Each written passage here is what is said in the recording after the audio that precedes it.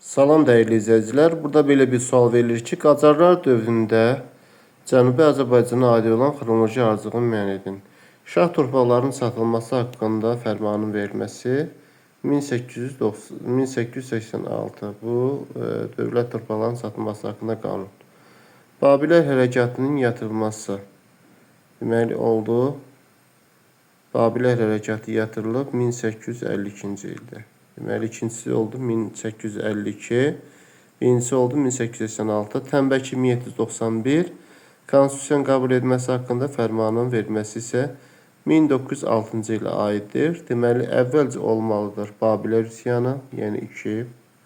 Sonra xalisə torpaqların satılması haqqında qanun verilməsi, yəni 1. Sonra olmalıdır 3, yəni Tənbəki üsyanı 3 və Konstitusiyanın qəbul edilməsi 4, 1906-cı ilə aiddir. Digər bir sualda uyğunluğu istəyir bizdən.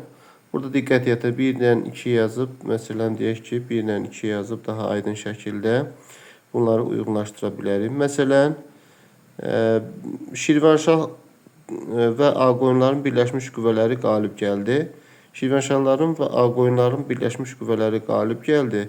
Bu heç birinə düşməz. Bu Şahdağ döyüşündə aiddir. Deməli, A heç birinə getməz. Sonra Qızılbaşların məğlubiyyəti ilə nəticələndi. Bu Şəməsi döyüşüdür. B2-yə, burada 1-2 yazsaq, B2-yə gedəcək.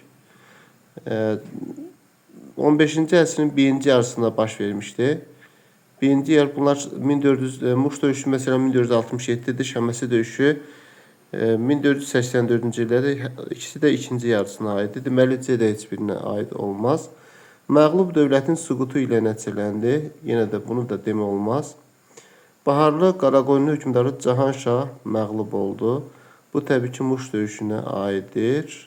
Deməli, Y bəndi də 1-ə gedəcək. Deməli, 1-də Y, 2-də B uyğun cavab oldu. Diqqətiniz üçün təşəkkür edirik.